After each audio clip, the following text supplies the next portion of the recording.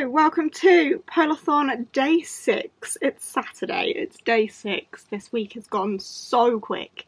I have 2 days left, today and tomorrow, and it's already like 1:30 on Saturday. I haven't started a book, haven't edited anything, because I was up way too late last night. We were doing like sleepover sprints on Gav's channel last night, and I was just up way too late after that as well. So, I'm behind. But I've had a crisis this morning, or afternoon, or now. I don't know what I want to read next, because I've read the 5 books that I'd kind of put in my head that I wanted to read, other than Spinning Silver. However, I'm on a roll of reading a book a day, and I don't think I could do Spinning Silver in a day. So I'm having a crisis of not really knowing what to read next. So, let's talk about it. One option for me is Winterwood by Shea Earnshaw. I don't know too much about this, but I know it's called Winterwood, so it's definitely something wintry. It's a beautiful book. Look at that, gorgeous. So I could do this one. Or, see, part of me wants to read this, but I don't think it's a polar fantasy at all. It's just written by Lisa Ludek, who wrote 2 of my other favourite polar fantasies, but I don't think this is polar fantasy at all. But I really want to read it. But I don't think it would fit, because I want to read a bunch of polar fantasies, or at least Slavic folk tales that I count as polar fantasy. So I don't think that works. Obviously Spinning Silver's an option, but I don't think I could get to it that quickly. Winter Song, too big.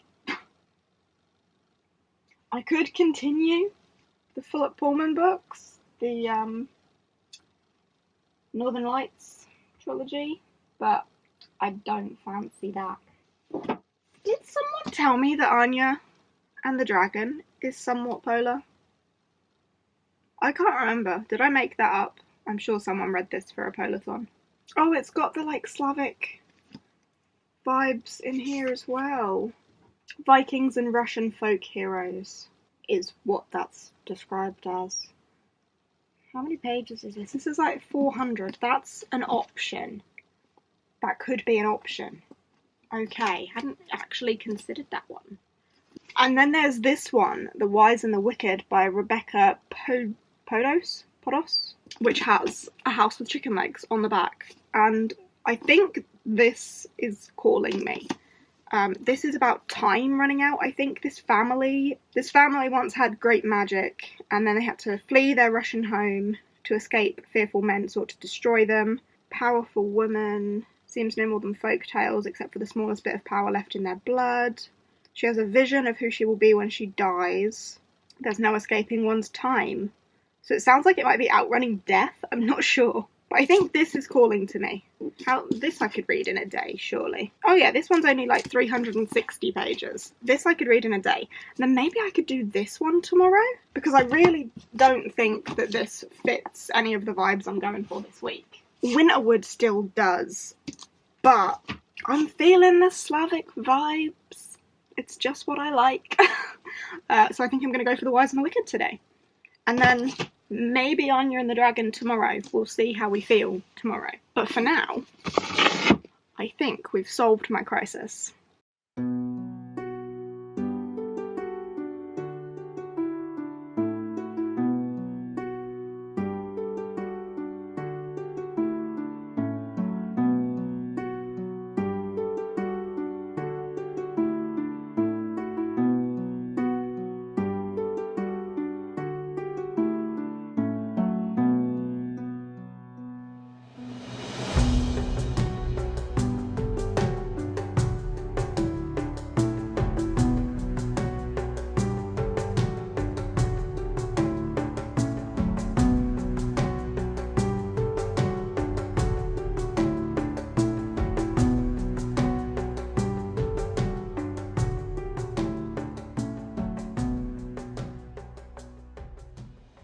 Hello, it's a little bit later on, it's about 4:30.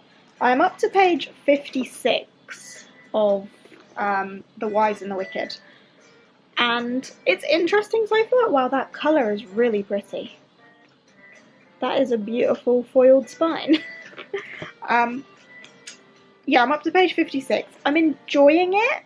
It's interesting. It's a lot slower than I thought it was going to be. It's also very much based, like, seems to be modern day America. So this family originates from Russia, and they have this family power, where they can, what did she call it? Like, astral projection. That's it. Because they had the conversation about the difference between astrology and astronomy, and they don't know. So her family have this power for, like, astral projection, where they leave their body behind and their soul goes into the future to see something. And what the remnants of their power now, as their powers kind of dwindled through the years, is that the girls in this family will randomly astral project to their time, which is their time of death, but they won't necessarily see how they die. They will see the person they are when they die. So really fascinating, but otherwise based in modern day America. And our main character, Ruby, is going to school, and she's just been to a shop to buy some Pop-Tarts and got a lift home with some guy. So slower going than I thought, but fascinating at the same time. Something's just happened that I think is going to kind of kick off the story a little bit more, or at least hopefully. But yeah, we'll see. I'm going to carry on. I'm listening to Animal Crossing music whilst I read, because that's the sort of person I am. But yeah, so far so good, just a little slow going. But yeah, that's my thoughts so far. I'm fascinated with where this is going to go.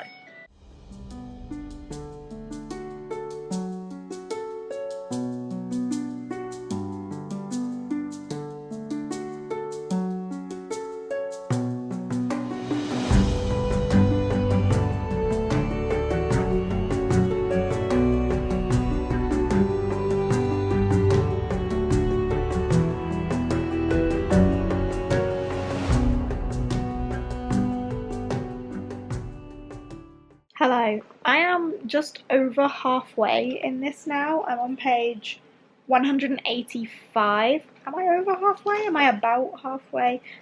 Maybe just over halfway, I don't know. But this has taken a turn, and I am loving it. I'm loving where this has gone. I'm so confused, but so into it. Also, it has been unexpectedly queer. Wasn't expecting that. Maybe a little bit more on the contemporary side than I would usually read, but it's definitely a fantasy, so that's fine.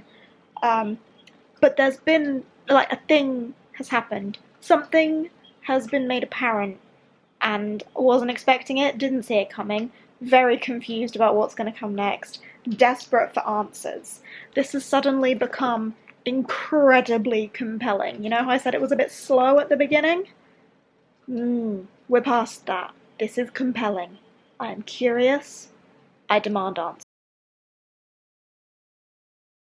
Hello, it is way later than it was last time I spoke to you, but I have not yet finished this book. I did sprints on Ashley's channel, like the squad sprints, and read a decent, like, nearly 200 pages of this. However, I still have 80 pages left. I am very curious, very into this, very eager to find some answers.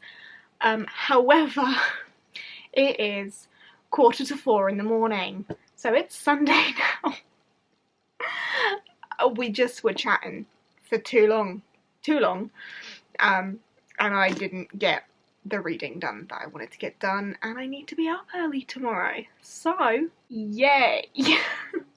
I'm still hoping that I can get in bed now and read a little bit more. I will update you, like, right before I go to sleep, but this might be the first day where I don't finish the book in the day, and I might have to finish it tomorrow morning, in which case I will probably update you again tomorrow morning if I don't finish it tonight, which I might not. I don't know. But yeah, my eyes are incredibly bloodshot. They hurt. I've done a lot of reading in the last 6 days, so hopefully you can forgive me for not finishing this in a single day, because that's unfortunately going to have been the case. But fingers crossed that, yeah, if I don't finish it tonight, I'll only have a little bit to finish in the morning, and I can then update you as early as possible and still finish another book tomorrow. That would be the plan. So we'll see how it goes, but I am really enjoying it. It's not at all what I was expecting it to be. It's much less based in Slavic mythology, Russian mythology, than I thought it was going to be. Like, judging from the house with chicken legs on the back, I think this is much more like symbolic and representative than literal in the book, but I am enjoying it. I look forward to continuing and seeing where it takes me next. But yeah, I'm gonna get in bed and read as much as I can before I fall asleep. So I will update you when I have something more to say. Mr. Maurice is actually out because it's like 4 in the morning. There he is, Mr. Man. Brief update before I go to sleep. I have about 50 pages left, but I'm gonna have to finish it in the morning. So I talk to you in the morning. Hello. It is the next morning. I say morning, it's now midday, but it's the next day. I did finish The Wise and the Wicked this morning, so just thought I would update you now before I start editing this vlog. But yeah, I finished this morning. I had like 50 pages left, so I got up pretty early and have finished them, because I've been on Maddie's sprints that started at 10, so got on them, finished this. This was nothing like what I expected it to be, but I did end up really enjoying it. So it follows a girl called Ruby, who is a member of this family who originates from Russia, and they have the ability to astral project into the future to the point where they die, where they can sense who they are as a person when they die. Not necessarily how they die when they die, but like who they are when they die. And this happens to them when they're pretty young, and then they record it in a book, and it's like a family tradition thing.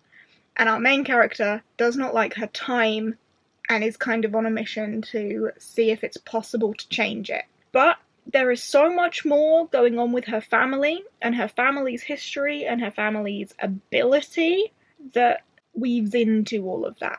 Because it doesn't seem like it's quite as simple as they have the gift to see when they die. There's something else that they have the gift to do, but it's family secrets, and the family relationships are all a bit bizarre when you get to the end and you work out like who did what, when, where, and why. The family's a little bit fucked up, and that ending did not satisfy me. I don't feel like I got the answers I wanted out of that ending, but I had a really good time reading it. As I said whilst I was reading it, the first like 100 pages felt very slow, but I'm glad I pushed through because I enjoyed the rest of the plot. It was really intriguing. It kept me intrigued after that point, and I was like demanding answers. So I've put it through Corpile, and it's come out at a 4-star, 8.14.